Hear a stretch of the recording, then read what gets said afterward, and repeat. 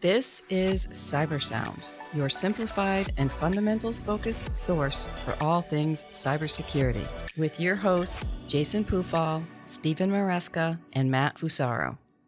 Welcome to Cybersound. I'm your host, Jason Pufall, joined, as always, by Steve Maresca and Matt Fusaro. Hey, guys. Hello. Hey there. So coming out of our pandemic, maybe we're out of our pandemic, but we are going to talk today about the proliferation of sort of eWallets. And I say that because the title of the episode is going to be Contactless Future. And really, they had a huge gain in popularity throughout the pandemic as people were concerned about exactly that, right? Putting their cards in touching things, right? So I think I read a stat that said something like 70% of people are now using eWallets. I'm not a huge fan of the stat. I disbelieved it when you said it to me. So I think we're going to spend some time talking about the types of eWallets that exist. And sort of what I learned even spending some time on this was it's a pretty broadly defined category.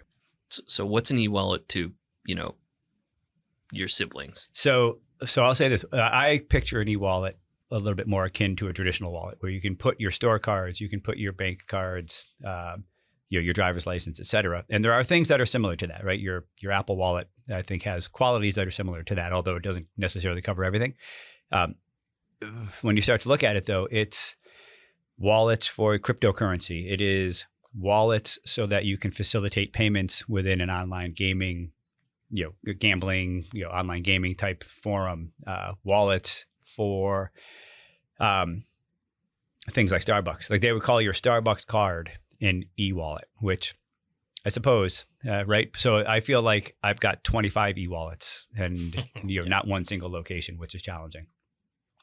But I think it is useful to kind of maybe go through the different types that are out there, right? That traditional wallet model is built into your Google phones and your Apple phones with your Apple Wallet, an Apple Pay and Google Wallet, and I think Android Pay is the other option there, right? So have a credit card loaded, walk up to a terminal, tap it on there using NFC. It's something I think Steve will spend some time on. Maybe it's a fine time to talk NFC for a second anyway before we get down to the other pieces. But I mean, sure.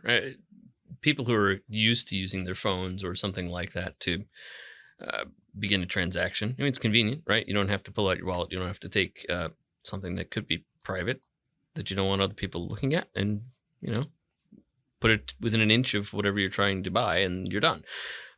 Near field communication is what NFC stands for. And ultimately all that means is that there's a little bit of radio signal between your device and a reader to exchange information that would otherwise be read with the magnetic stripe or, the pin or the chip and pin, whatever aspect of it. It's just another way of getting that data to the merchant.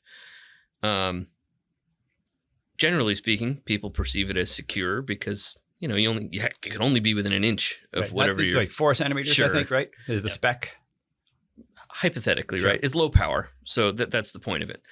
Is it really safe? Sure. Maybe. If you have a big enough antenna, can you pick it up from 300 feet away? Yeah, absolutely. But there are ways that it's protected, nevertheless. Yeah, most of the time, even if you have someone skimming or something like that, with a large antenna, it's still going to ask you if you want to proceed with that transaction. It will. Right. There needs to be some type of user interaction most of the time. Not all the time. Depends on what it is you're using, but most of the time, There's something in front of that. And really, I'm sure a lot of people have experienced, even if they haven't loaded a payment card in, experience the use of an Apple Wallet or something similar when going to sporting events or boarding a plane, right? Those types of tickets are incredibly helpful. Right. And this is adjacent to RFID, which is, of course, ubiquitous in all sorts of other ways. Tapping on a terminal at the subway. It's exactly the same stuff. Happens a little differently, but the idea is the same. And it's nice to centralize it into a single device. Right? You're carrying your phone all the time anyway, so there's huge conveniences that we're going to see in this space. The sort of the next type of wallet would be what I'll call is the payment wallet, where you're using Venmo directly or maybe Zelle or PayPal. I think even you're seeing some of those features now in Apple, Apple Wallet, Apple Pay, because I think you can do some cashless or cash sending to friends, et cetera. Lots of people clearly using Venmo or its competitors nowadays. So Cash really App. popular. Yeah. Your hardware, hardware and software based crypto wallets, hardware being, exactly that, right? Transferring your cryptocurrencies onto a piece of hardware, keeping them offline versus maybe an online wallet. And again, you're going to need multiple of those because they don't all support sort of the same chaining technologies, right? So you're going to have a few of those to support whatever currencies you've got, and then finally, right, some really really niche ones where they're designed specifically for in-game purchases or gambling, et cetera. So pretty wide range. There's probably others, quite frankly. If you do a search on it, password managers might actually come up. So people, the web sometimes refers to LastPass and Dashlane, et cetera, as wallets. Certainly browsers are close enough. They ask if they want to remember your credit card after you've used it once. Same idea. So I think it's fair for us to make that assumption that they're just going to get more popular. We're going to see more integrations. You're going to see more integrations with Apple Wallet, Google Wallet, with all of your apps that we talked about, right? Your Starbuckses, your Ticketmasters, et cetera. It's a security podcast, so I think the question is, how do we make what are the security concerns here? You alluded a little bit, maybe, Steve, to the risk around NFC and the drive-by interception, perhaps, of data. Sure. I'll describe that as not a current risk when you're exercising a transaction. I mean, per your point, Matt, you're confirming actively as a participant, but it's more of an after the fact risk. If the transaction is possible to observe, that means enough data was exchanged to actually initiate a transaction. That means all of the components that facilitate exchange of money. Therefore, if you're sitting on it and there's a weakness in some sort of an e-wallet or a weakness in the protocol on the card, potentially, then an attacker could just collect 1,000 or 10,000 of them and then pull out whatever they can 6 months later. That's entirely reasonable. I made reference to a talk I attended turns out a long time ago, in 2009, where passports, which have RFID chips in them these days, were siphoned by someone with just an antenna in a backpack. Is totally viable. Part of the purpose of the convenience is in sharing something. Therefore, there isn't a huge degree of security protecting that actual interchange. Is there some? Yes. But the truth is, it's observable because it's part of the purpose of the e-wallet for NFC. Therefore, there's a window for exposure. Yeah, especially when you have physical cards or IDs, a passport or a credit card that's got that. There's not really much interaction from a user besides it being present, right, and putting it in the right area so that the signal happens. It's an important point. If you're in the U.S., card present, card not present transactions are far more flexible than, say, they are in Europe. Europe has had the chip and pin for an eternity. The US, because of implementation issues, basically is loose about it. Whereas if you're in France and you have a chip and pin card, if you can't supply your pin, you're not transacting. In the US, similarly with near field communications in general, crypto wallets, e-wallets, things are permissive, and that's a problem to me. Yep. So I'm trying to listen to this and think. Well, one thing comes to mind for me is it arguably more secure to have a credit card loaded on the phone potentially than a credit card sitting in your wallet? So because what you just described, Matt, was somebody scanning for basically a passive card, where everything you described, Steve, was eavesdropping on a payment action essentially once it's been authorized, right? So you're actively in the act of paying versus really that passive, hey, I'm walking by with a card in my wallet. Yeah, I mean, they each have their own risks. Right? Yeah, I would say it's net less risk. Because less risk to use an e-wallet. Yes, because for all of the reasons that you would typically articulate, you have fewer opportunities for direct exposure ultimately. Right. Well, yeah. I mean, you lose your phone, someone's still going to be able to get into the phone. Sure. Exactly. You lose your card, it's right. usable Yep. most of the time. just a mugging, say it's a pickpocket, they have your card now. It's a card present transaction with no effort whatsoever. If you lose your phone, you need biometrics or you need a PIN to get into it, which is your point ultimately. So it's more secure. You have fewer things to carry. You can protect what you're carrying more effectively if you have fewer things to carry. I mean, it's just easier to articulate in that sense. So if you mug someone, you're gonna have to take their phone and get their Face ID and their finger. So you got to mug them and get their thumb. This is a long transaction now. Maybe this will cut down on crime. This has gotten a lot darker though. Well, I mean, trouble. This has been in movies for 25 years. Now it's just reality, I guess. It is. Well, the thumb degrades after some period of time, I suppose. Okay, this is true. This is true. But you also have the problem too, where you've got nefarious friends that you're sleeping on a couch. Guess what? And your phone's out. That's true. Face ID works, right? Right. Yeah, I mean, certainly my kids, if they need to get access, they quickly hold it up to me and then scurry off to do whatever they need to do. Meanwhile, my daughter looks close enough to me that she can unlock my phone with her face. Yeah, it's a little creepy. She has that much facial hair already?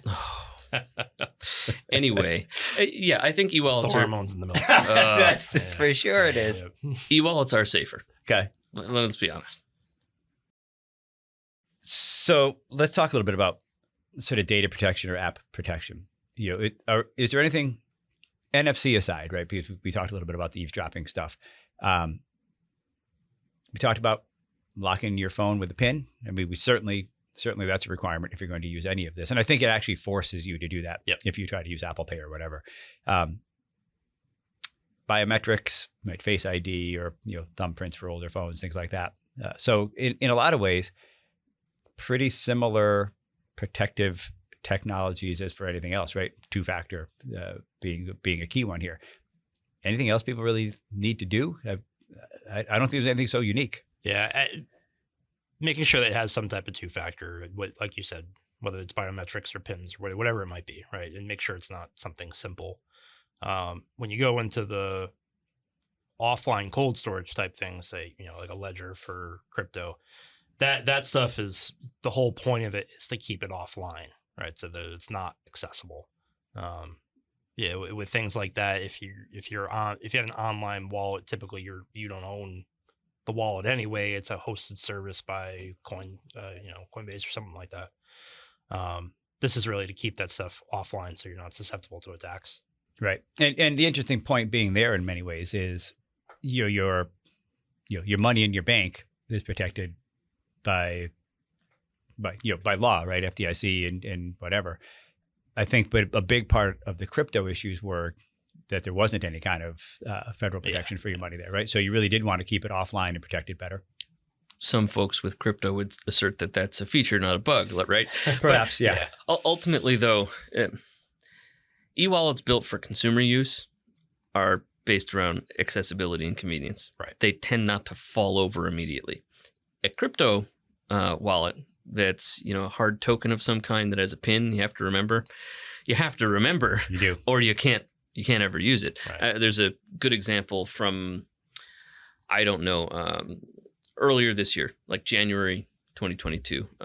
Joe Grand, a well-known hardware hacker from the last 30 years, broke into a crypto wallet to recover 2 million approximately in Theta tokens, sort of a fringe cryptocurrency. But the point is, it required massive effort to break into a legitimately owned and legitimately forgotten device.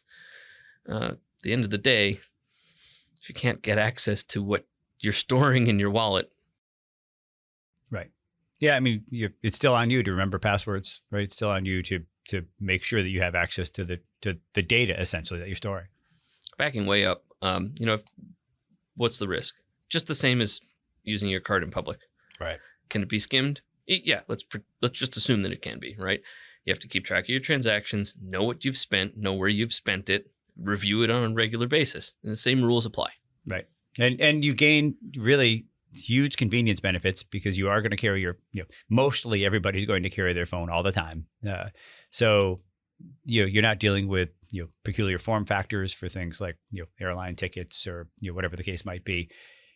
Reduces to some degree what you're carrying. I think, I can say for me personally, it's rare I carry cash, and frankly, a lot of times I'm comfortable walking out of the house without my wallet, perhaps with the exception of not having my license on me, right? But Yep. you can do everything you need to at this point on your phone.